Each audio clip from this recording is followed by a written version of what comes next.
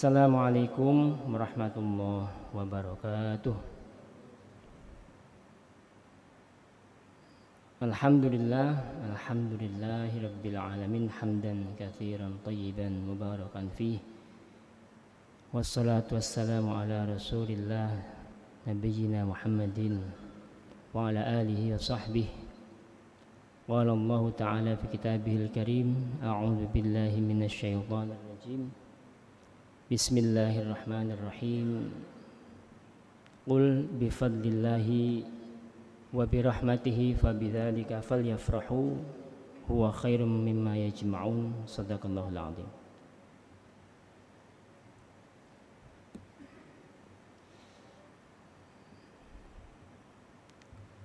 Amma ba'du. Hadirin hadirat yang saya muliakan karena Allah, alhamdulillah Allah masih memberi kita nikmat iman.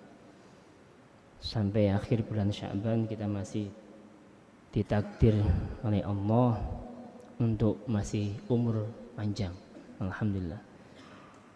Semoga sampai Ramadan kita masih diberi umur barokah. Amin. Allahumma. Salawat serta salam semoga terlimpahkan atas Nabi Muhammad sallallahu alaihi wasallam, keluarga, sahabat, tabi'in hingga hari kiamat kelak.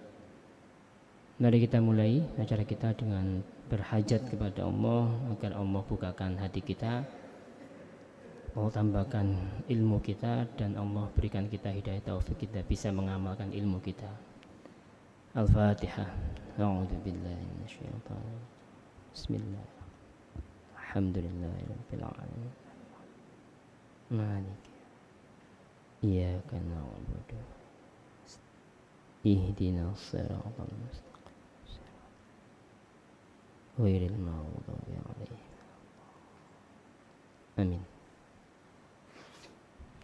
Baik Bapak-bapak, Ibu-ibu. Ini kita masuk ke mazhab yang ketiga.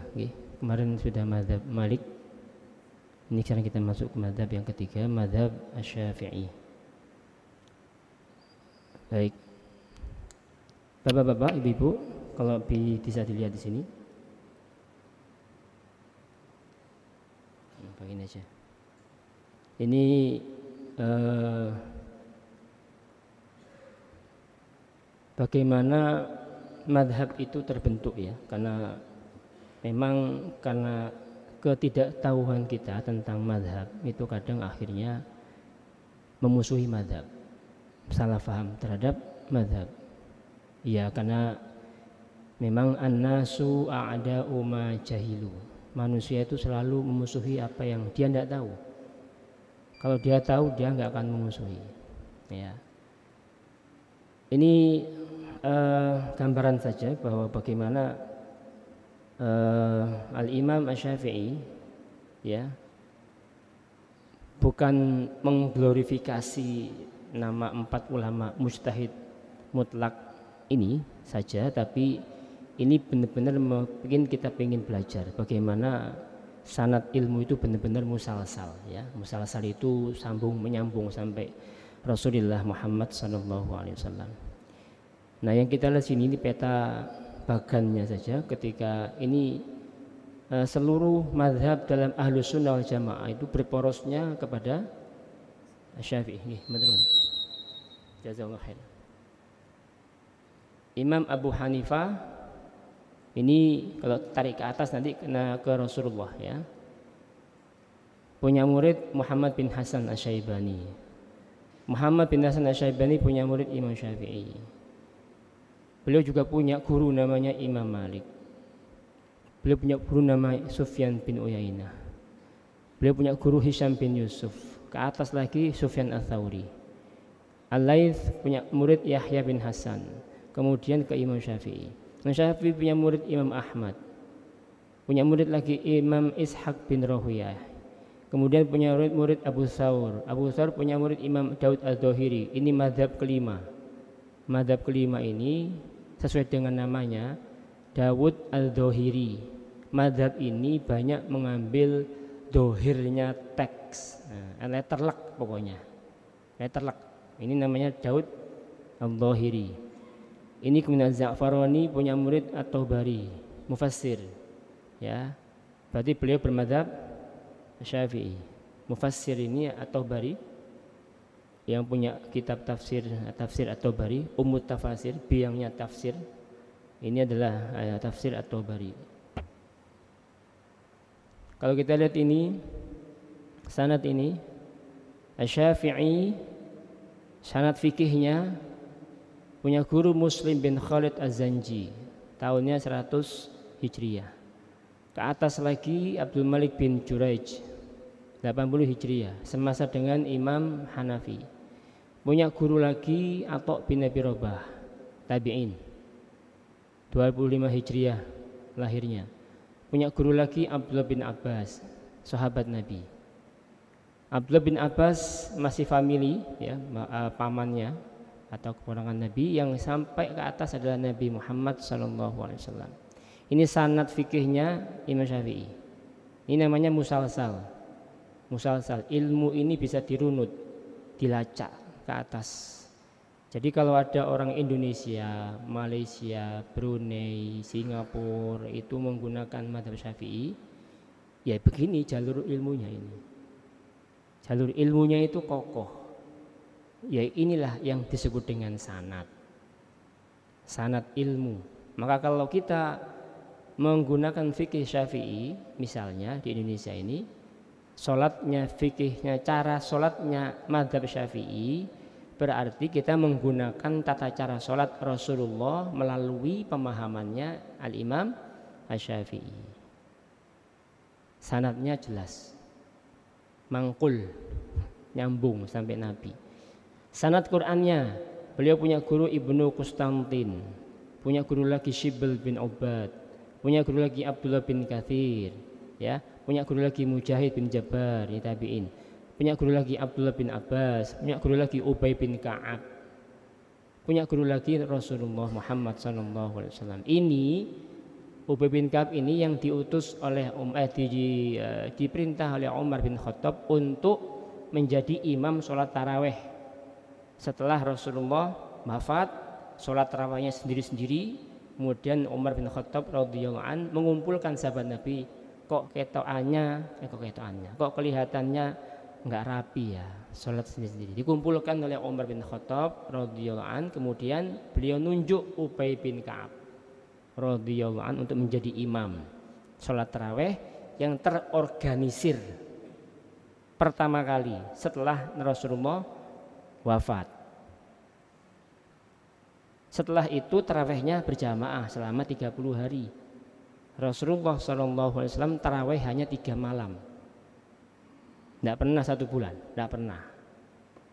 Nah, berarti di zaman Umar bin Khattab lah yang kemudian taraweh itu menjadi 1 bulan, ditunjuk imam khusus, rakaatnya 23 rakaat. Berarti Umar bin Khattab orang NU.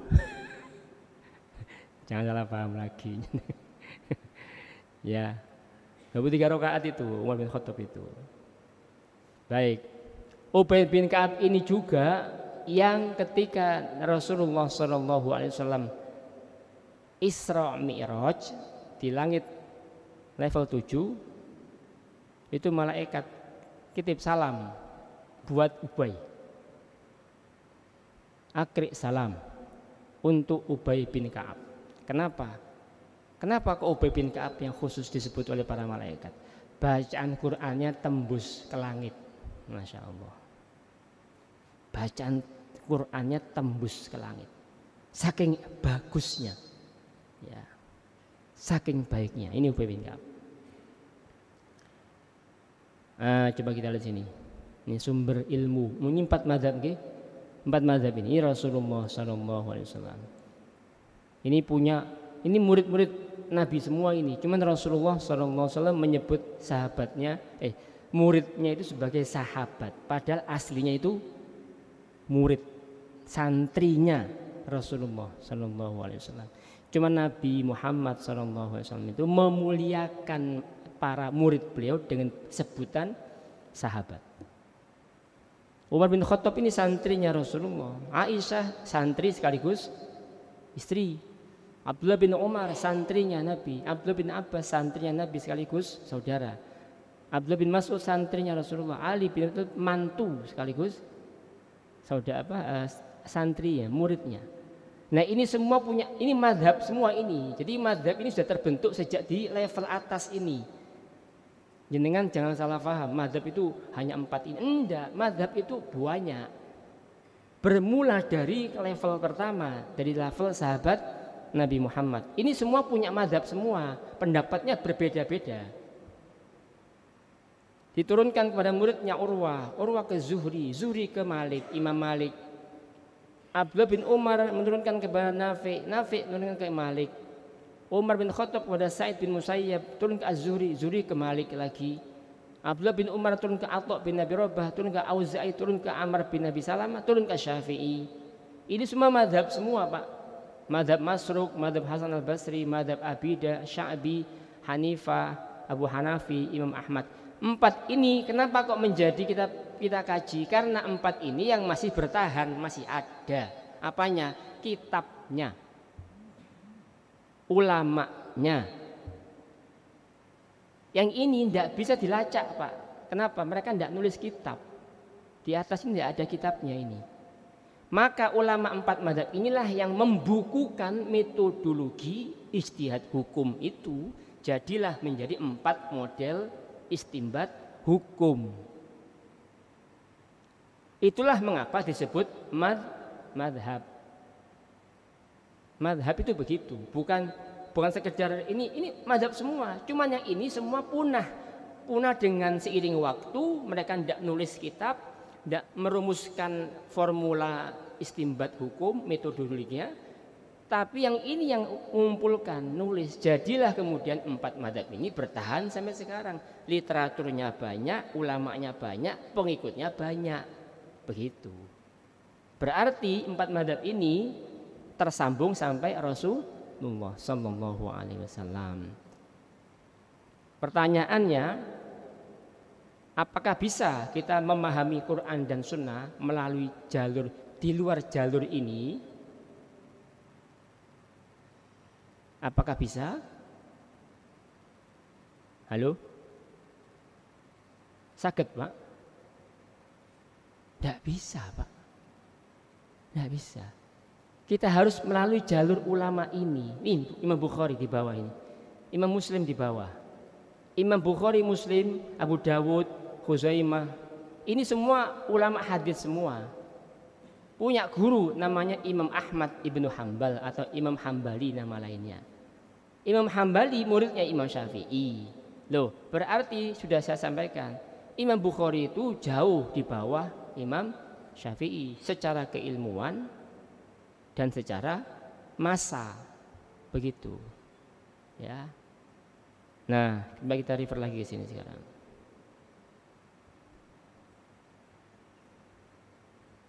Nah, ini kan agak mungkin jenengan itu tadi versi mudahnya. Sekarang kita lihat bagaimana tulisan-tulisan bagaimana madzhab ini mulai dibuat ya. Ini madzhab Syafi'i. Ini tadi versi gambarnya. Coba ini jenengan lihat ini. Biografinya. Abu Abdullah Muhammad bin Idris bin Abbas bin Muthalib Asy-Syafi'i. Berarti nama beliau aslinya siapa, Pak? Nama Syafi'i aslinya siapa? Muhammad. Nah, Muhammad itu nama aslinya Imam Syafi'i. Abu Abdillah ini kunyah. Kunyah itu nama gelar. Nama kunyah. Nama aslinya Muhammad. Punya bapak Idris, punya bapak Abbas, punya bapak Muthalib Asy-Syafi'i. Berarti Syafi'i nama kakeknya. Nah, nama kakeknya. Nah, Imam Syafi'i nama kakek. Lahir di Gaza. 150 Hijriah. Tumbuh besar di Mekah, pindah-pindah Mekah Madinah, di Baghdad, di Irak, Mesir, dan wafat di Mesir. Sekarang masih ada makamnya di Mesir, masih sering diziarahi. Guru utama beliau Imam Malik bin Anas, Muhammad bin Hasan Asy-Syaibani, Waqi' bin Jarrah, Abdul Wahab bin Abdul Wajid Ats-Tsaqafi. Murid utama Ahmad, Imam Hambali, Ishaq, Abu Thawr, Al-Karabisi, Az-Za'farani. Tadi sudah ada gambarnya di petanya. Kita supaya tahu ini. Karya tulisnya Al-Hujjah. Ini kutub-kutub, kitab-kitab utama beliau. kitabnya Imam Syafi'i beliau nulis 120 kitab, 120 judul kitab. Tapi ini yang utama, Al-Hujjah tentang fikih, tentang fikih, Ar-Risalah usul fikih, Al-Mabsut fikih, As-Sunan fikih, usul madhabnya. Nah, ini yang menjadi usul madhab, Bapak Ibu. Perhatikan di sini.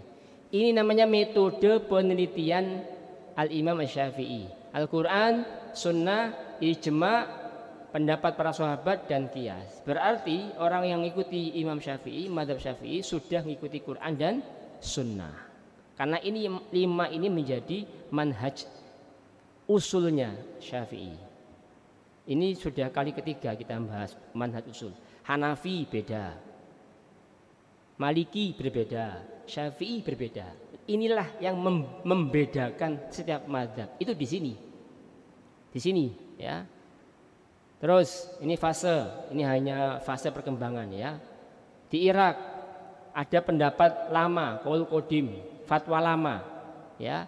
Kemudian di Mesir beliau menulis kitab juga menulis kitab pendapat yang baru. Pendapat yang di sini merevisi pendapat yang di Irak. Ini di Mesir, ini di Irak. Jadi begini contohnya. Ketika di Irak, di Baghdad, Imam Syafi'i berpendapat bahwa ketika tayamum itu cukup sampai pergelangan tangan. Tayamum. Tapi di Mesir beliau merevisi fatwanya bahwa kalau tayamum sampai siku. Nah, mana yang diambil? Pendapat yang diambil yang paling belakang, yaitu pendapat yang di Mesir, merevisi pendapat yang di Baghdad. Itu contoh, ya, contoh. Kemudian ini fase penyebaran, ya, di mana murid Syafi'i meriwayatkan pendapat Syafi'i. Jadi mazhab itu sebuah institusi besar yang diampu oleh ribuan ulama, bukan hanya Imam Syafi'i sendirian, bukan. Imam Syafi'i itu hanya membuat ini, Pak. Nah, ini. Imam Syafi'i ini membuat metodologi ini. Murid-muridnya beliau itu kemudian mengikuti metodologi mengistinbat hukum dari Quran dan Sunnah, ijma' melalui metode ini. Makanya sekelas Imam Bukhari, meskipun pinternya seperti itu, beliau belum pernah membuat madhab. Imam Bukhari itu tetap menurut As-Subki bermadhab Syafi'i. Berarti Imam Bukhari mengikuti metodologinya Imam Syafi'i. Jadi madhab itu yang penting apanya? Metodologi. Clear itu. Jadi kalau ada orang sekarang memahami Quran Sunnah, mengikuti agama hanya Quran dan Sunnah, itu bukan metodologi. Kenapa? Ini sudah 14 abad yang lalu ini. Ini sudah berapa ini? Ini 5. Imam Malik ada 9 metodologinya. Imam Hanafi ada 7. Ini 5. Orang sekarang ngikuti Quran dan Sunnah 2 tok.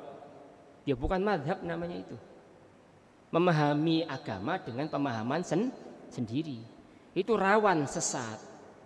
Karena yang memahami tidak punya kapasitas. Kalau Imam Syafi'i diakui karena punya kapasitas. Hafal Quran 30 juz di usia 7 tahun. 15 tahun sudah jadi mufti. Di mana? Di Masjidil Nabawi di Madinah. Usia 15 tahun sudah jadi mufti. Ya, jadi bukan kaleng-kaleng Imam Syafi'i ini. Ini fase penyaringan, ya, silakan jangan baca aja, sekedar tahu.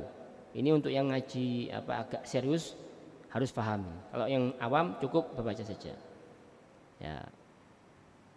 Nah, ini kitab-kitab mazhab terpenting. Al-Hujjah, Ar-Risalah, Ar-Risalah Jadidah, kitab Al-Ghazali, kitab masa penyaringan beda lagi. Fatawa Al-Kubra, Imam Amromli, kitab mazhab terpenting Al-Hawi, Nihayatul Matlab. Nanti saya jelaskan gambarnya, Pak. Satu mazhab itu Masya Allah. Ini qaul qadim, ya. Ini istilah dalam mazhab Syafi'i. Qaul qadim pendapat Syafi'i di Baghdad. Qaul jadid pendapat Syafi'i di Mesir. Tadi sudah saya jelaskan. Al-Aqwal, kalau ada di kitab-kitab Syafi'i ada tulisan Al-Aqwal, yang dimaksud adalah pendapatnya Imam Syafi'i yang berbeda. Kalau ada istilah Al-Qaulani, maknanya adalah perbedaan di antara 2 pendapat Imam Asy-Syafi'i. Ada 2 pendapat Imam Syafi'i. Pilih yang mana? Ulama Syafi'i yang nanti membedakan. Al-Aujuh, perbedaan pendapat para ashab murid Imam Syafi'i. Misalnya contohnya apa? Imam Nawawi penulis kitab Riyadhus Shalihin berbeda pendapatnya dengan Imam Syafi'i gurunya. Tapi beliau tetap ngikuti metodologinya Syafi'i. Makanya beliau bermadzhab Syafi'i. An-Nawawi Asy-Syafi'i. At-Turuq perbedaan pendapat para murid Imam Syafi'i. Nah, ini madhab apa masalah madhab? Yang rojih, yang kuat. An-Nas yang rojih dalam perbedaan. Al-Masyhur, wah ini subhanallah. Ini kalau jenengan ngaji kitab fikih, aduh sampai mati belum selesai Pak. Nanti saya jelaskan tunjukkan. Istilah penting dalam ulama al-imam. Kalau ada dalam kitab Syafi'i ada tulisan al-imam, maknanya Imam Juwaini. Al-Qadhi yang dimaksud Qadhi Husain. Asy-Syaikhani Imam Rafi'i dan Imam Ramli. Asy-Syuyukh Imam Nawawi, Rafi'i dan As-Subki. Al-Qadhiyani, Ar-Ruyani dan Al-Mawardi. Oke, sekarang kita lihat di sini. Nah, tadi sudah saya sampaikan. Bagaimana ini mazhab Syafi'i itu? Ini kitab mana ini. Nah, ini Pak G. Ini silakan dilihat. Enggak bisa baca jenengan. Terlalu kecil. Tapi jenengan lihat di sini yang merah-merah ini Pak, hijau merah ini. Ini kitab-kitab semua ini. Kitab. Ini kitab semua ini. Baru satu mazhab. Perhatikan ini. Mazhab Syafi'i. Mau tahu kitabnya? Oke, perhatikan sini. Ini kitab juga ini. Ini kitab semua ini. Mukhtasar Al-Muzanni, Al-Buwaiti, Al-Imla, turun lagi ke bawah. Soffatul Madahib, Al-Basit, Al-Wasit, Al-Wajiz. Bentar, saya pointernya. Oke. Ini kitab semua Pak, Al-Irsyad. Jadi memahami Quran dan Sunnah itu ternyata tidak sesederhana yang kita bayangkan. Kitabnya itu begini banyak. Kalau kita orang awam, mumet Pak. Ini kitabnya. Baik, coba ini kitabnya simak ini ya. Nah, ini ya kitabnya. Ini kitabnya. Ini kitab Ar-Risalah. Ini kitab usul fikih. Jadi ceritanya begini. Robi, insya Allah. Imam Robi, muridnya Imam Syafi'i, waktu suatu ketika ngirim surat ke Imam Syafi'i. Wahai Imam Syafi'i, bagaimana caranya mengistimbat hukum dari Quran dan Sunnah, Quran dan hadis? Bagaimana caranya wahai Imam? Maka Imam Syafi'i menjawab suratnya Robi itu ditulis Pak. Tulis. Ternyata tulisan beliau menjawab satu lembar kertas namanya surat itu jadi buku satu. Jawab pertanyaan satu lembar jadi satu buku. Saking apanya Pak? Cerdasnya. Qurannya di sini, hadisnya di sini. Tidak ada laptop, tidak ada. Tidak pakai laptop, tidak pakai googling. Di sini googlingnya. Subhanallah, masya Allah. Lah kalau ustadz sekarang nggak ada laptop, ini lampu mati ngaji selesai Pak. Kenapa? Ilmunya di sini. Kalau Syafi'i ilmunya di sini. Jadi beliau menjawab satu lembar surat, jadilah satu buku. Karena enggak niat membuat buku, kan tidak ada judulnya ini. Judulnya apa ini? Gara-gara menjawab surat itu bahasa Arab namanya risalah. Tulis ar-risalah. Loh begini jadi Pak. Subhanallah. Ini risalah ini kitab usul fikih ini. Kitab usul fikih. Subhanallah. Terus ini kitab fikih Al-Hawi Al-Kabir. Berapa jilid? 19 jilid. Ini kalau ditumpuk penuh ini meja Pak. Penuh ini. Siapa penulisnya? Ini Al-Muzanni fi syarhi Mukhtasar Al-Muzanni Fiqhu Madhab Al-Imam Asy-Syafi'i. 19 jilid. Kalau kita ngaji ini sampai mati belum selesai Pak. Sampai mati belum selesai kita. Ini ulama satu orang. Padahal beliau, kita ini Pak, nulis 1 jilid aja sampai mati belum bisa kita. Beliau nulis 19 jilid. Ya dulu di makhtutot ya, di kertas. Sekarang modern terbaru dibuat jilid-jilid buku, kan tebelnya, saking tebelnya. Subhanallah, Masya Allah. Ini siapa nulisnya? Al-Muzani. Muzani itu julukannya Syafi'i kecil, Syafi'i junior. Saking pinternya beliau. Jadi beliau menulis kitab ini untuk menjelaskan kitab-kitabnya Imam Syafi'i gurunya. Jadi menjelaskan kitab itu dengan kitab. Ini namanya ilmiah, tradisi ilmiah. Di pesantren kalau madhab di Indonesia kan banyak Syafi'i, pesantren banyak Syafi'i. Itu ada Fathul Qutub atau Bahsul Masail yang dibuka kitab-kitab ini Pak. Kitab ini dibuka, kitab apa? Al-Hawi Al-Kabir, jilid berapa? Halaman berapa? Buka. Ini baru ilmiah. Bukan langsung ke Quran. Kalau Quran ternyata ujung-ujungnya terjemah. Ya jangan.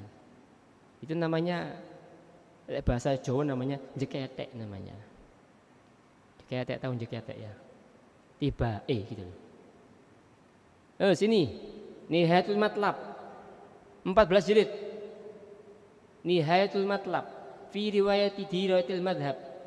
Fikih madhab Syafi'i. Ini Imam Nawawi.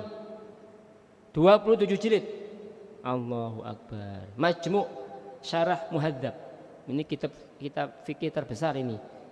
Imam Nawawi belum sempat selesai nulis kitab ini, beliau sudah meninggal. Usia 45 tahun. Kalau beliau hatam, usianya panjang lagi, ini menjadi kitab fikih terbesar sepanjang sejarah fikih Islam. 27 jilid. 1 jilid sekian, sak Quran. Kalikan 27. Ini kitab fikih ini, Pak. Oke.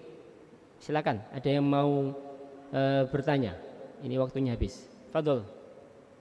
Ada yang mau nanya? Saya persilakan.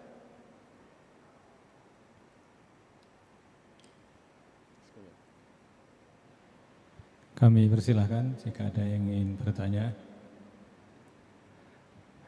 Tidak ada sebenarnya, Ustaz. Nggak ada ini. Iya. Terlalu berat materinya. Iya. Terlalu berat. Kalau saya bertanyanya kapan dimulai toharohnya, Ustaz? Enggak. Nanti habis ini, habis 1 Syafi'i kemudian Hambali. Soalnya begini Pak, saya ini ada orang itu ngaji langsung 4 mazhab Pak. Langsung 4 mazhab Ustaz.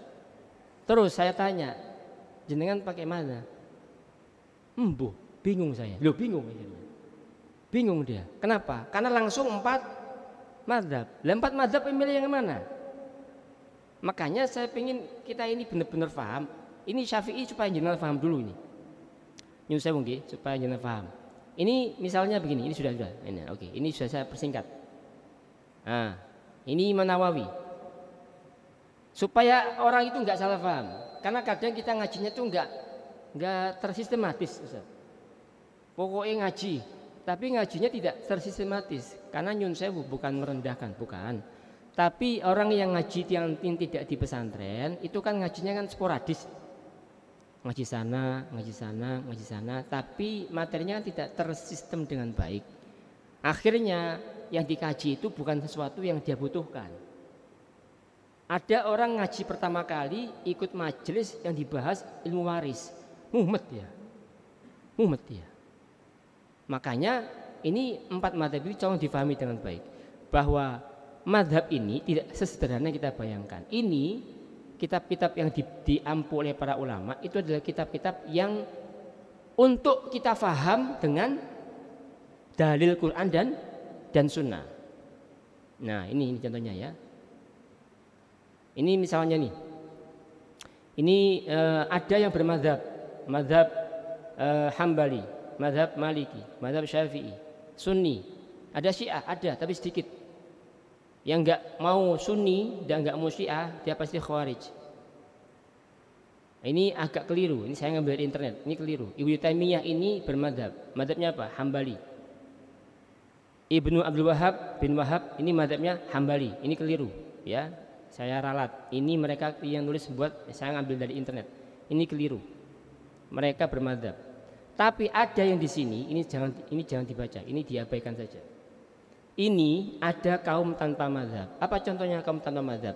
Tidak usah pakai madzhab, langsung Quran dan Sunnah saja. Itu yang saya maksud kaum tanpa madzhab. Tidak pakai Syafi'i, nggak pakai Hanafi, nggak pakai Maliki, nggak pakai Hambali. Langsung Quran dan Sunnah. Ikut Nabi Muhammad SAW langsung. Kenapa? Nabi itu tidak pernah dosa. Kalau ulama bisa dosa. Betul nggak itu? Sekilas betul. Sekilas betul. Tapi kita tanya mereka, jenengan kalau ngaji agama, fikih tanpa madhab lewat jalur mana? Jalur mana jenengan yang, ibu saya tanya, jalur mana yang bisa dicari? Kalau nggak pakai jalur ini. Apakah ada orang di sini, misalnya ada orang di sini kita, terus nggak pakai ini, nggak pakai ini, nggak pakai ini, nggak pakai ini, langsung dia loncat sini pak, seret begini, bisa apa enggak? Coba, enggak bisa. Namanya motong kompas. Akhirnya ulama dibuang semua. Ketika kita ketemu sama orang ini, saya tanya, sampean pakai kitab apa? Nggak bisa jawab pak. Ujung-ujungnya Quran terjemah ternyata. Terjemah, Quran terjemah. Loh, gimana sampean ini? Berbahaya sekali. Anda tidak bisa bahasa Arab, tidak hafal Quran, tapi ingin memahami Quran dengan pemahaman Anda sendiri. Itu rawan sekali. Tidak apa-apa, jangan tidak pakai mazhab, boleh, silakan. Tapi jangan nyalahkan orang yang bermadzhab, karena ini sanadnya kuat ini. Syaratnya kuat. Coba gini, sekarang saya logikakan. Yunsewu. Kalau kita bermadzhab namanya belajar dari pakarnya, Pak. Kita bermadzhab itu belajar dari pakarnya, nggak main-main.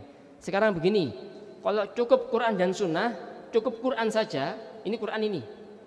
Al-Quran yang kita baca ini perlu nggak tafsir? Perlu nggak tafsir? Perlu. Bisa nggak orang paham Quran tanpa tafsir? Nggak bisa. Kalau Quran dan hadis saja langsung, nggak ada tafsir itu pak. Ternyata faktanya tafsir banyak. Ini tafsir Ibnu Katsir, 1 jilid Quran jadi 8 jilid. 7-nya dari mana? Penjelasan ulama, memahami ayat per ayat. Ini tafsir At-Tabari 12 jilid. Nah rata-rata orang yang tadi mengatakan saya nggak pakai mazhab, saya tanya, jenengan pakai tafsir apa? Saya pernah ketemu sama seorang tua pak, nyun sewu, orang sepuh, aktif ngaji. Kemudian saya tanya, jenengan ngaji apa pak? Ngaji kitab apa? Oh enggak pakai kitab, saya langsung Quran. Oh Quran, gini. Tafsirnya apa pak? Enggak pakai tafsir, langsung Quran. Saya diem, agak bingung. Nah kalimat berikutnya itu yang membuat saya agak masya Allah. Apa kata beliau orang tua ini yang sering ngaji? Nabi itu maksum, mas. Le ulama itu mesum. Coba bayangkan. Saya langsung dengar dari orang-orang ini. Orang tua pak, sering ngaji pindah-pindah masjid itu, aktif sekali ngaji. Tapi perkataan beliau itu membuat saya, ya Allah. Beliau mengatakan ulama-ulama ini mesum. Tahu mesum pak? Bisa salah. Kalau Nabi maksum. Nabi maksum clear, sepakat. Tapi kalau ulama mesum itu jahat sekali. Jahat sekali. Ini yang salah bukan orang tua ini, gurunya. Gimana gurunya ngajari santrinya seperti ini? Kalau nggak pakai tafsir, bagaimana memahami Quran ayat itu? Ternyata dipahami sendiri, diterjemahkan sendiri. Saya ketemu sama anak muda, sebelum kita tutup ya. Anak muda, rajin ngaji lagi. Ngobrol sama saya, diskusi. Saya tanya, dia pernah ngomong begini, ternyata Nabi Isa itu punya bapak. Kaget saya. Nabi Isa punya bapak. Duh, di mana? Ayat berapa? Cek surat Maryam. Saya buka, saya lupa ayatnya. Yang ayat yang bunyinya gini. Yang wakaffalaha Zakaria. Wakaffalaha Zakaria. Loh, yang mana saya tanya? Kalimat ini wakaffalaha Zakaria mana? Dalil bahwa Nabi Isa itu punya ayah, berarti Siti Maryam punya suami, kan betul? Betul Pak ya? Mana Mas? Saya tanya. Itu, di mana itu? Dan Maryam diasuh oleh Zakaria, Nabi Zakaria. Loh di mana kalimatnya? Ya itu. Kalau anak kecil diasuh, kalau Maryam besar bukan diasuh, dinikahi. Astagfirullahaladzim. Jadi dia mengatakan Siti Maryam istrinya Nabi Zakaria. Ketika nikah sama Nabi Zakaria, lahir Nabi Isa. Rusak enggak ini pemahaman ini? Rusak Pak. Masya Allah. Gara-gara belajar Quran hanya dari terjemah. Ini saya bukan ngada-ngadain. Saya ketemu 2 orang ini langsung. Ya Rabbi. Oke, kita pakai hadis. Kalau enggak pakai penjelasan ulama, hadis Bukhari cuma berapa? Ini cuma 4 jilid Pak. 4 jilid Bukhari Pak. 1, 2, 3, 4. 7.576 insya Allah kalau nggak salah 7476 7.476 ayat hadis pengulangan, kalau nggak pakai pengulangan 5.000-an 4 jilid. Jenengan baca hadis ini paham apa enggak? Nggak paham, harus pakai terjemah kan? Nah, apakah cukup? Enggak cukup. Kalau cukup maka Ibnu Hajar nggak akan nulis penjelasan hadis sahih seperti ini panjangnya dan tebalnya. Berapa jilid ini? 13 jilid Pak. Sekian. Dari 4 jilid jadi 13. Kalau nggak pakai penjelasan ulama, cukup terjemahan Sahih Bukhari. Tapi itu bisa menyesatkan. Ngapain ulama nulis gini? Apakah ulama nggak bisa bahasa Arab? Loh bisa. Tapi mereka menjelaskan hadis ini pemahamannya begini. Ini Umdatul Qari, syarahnya Sahih Bukhari, 23 jilid, ulama lain menulis. Masya Allah. Sekarang ini mudah dibuat simpel. Wis gak usah ulama. Ini kalau enggak diluruskan akan dianggap sebagai sebuah kebenaran. Maka al-fakir harus meluruskan pemahaman itu. Kenapa? Itu pemahaman sesat itu. Kasihan orang awam. Maka jenengan ngaji sekarang ini supaya jenengan paham. Ya, gitu Bang, waktu sudah habis. Ya, Ustaz. Wallahu a'lam bishawab. Semoga manfaat. Jadi ini masih madhab dulu. Ini pengantar. Kenapa memang enggak semua orang paham. Nanti masuk madhab Hambali, baru nanti kita masuk ke satu madhab. Saya Al-Fakir enggak pernah ngajari 4 madhab, enggak berani. Kalau jenengan di Al-Azhar Kairo itu S1 itu 1 madhab Pak.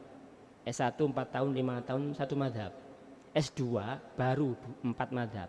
Tidak apa-apa, basicnya udah kuat. Jangan enggak pernah ngaji madhab langsung 4. Mumet sampean. Mumet ya. Satu aja. Kenapa? Waktu umur kita enggak panjang. Siapa tahu kita mati sebentar lagi. Sementara kita sholatnya belum benar. Loh kok jangan lama-lama Ustaz? Iya, saya sebulan sekali di sini. Ya gimana? Makanya ini waktunya terbatas. Kita ngaji supaya dasarnya ada. Nanti kita masuk ke mazhab Syafi'i, jangan lagi pertanyaan yang keliru muncul karena jenengan tidak paham, tidak ikut dari awal. Wallahu a'lam bishawab. Kalau ada benernya datang dari Allah dan Rasul, ada salahnya datang dari saya. Allah dan Rasul berlepas diri dari kesalahan saya. Kita tutup dengan doa kafir majelis. Subhanakallahumma wa bihamdika asyhadu an la ilaha illa anta astaghfiruka wa atubu ilaik. Wassalamualaikum warahmatullahi wabarakatuh.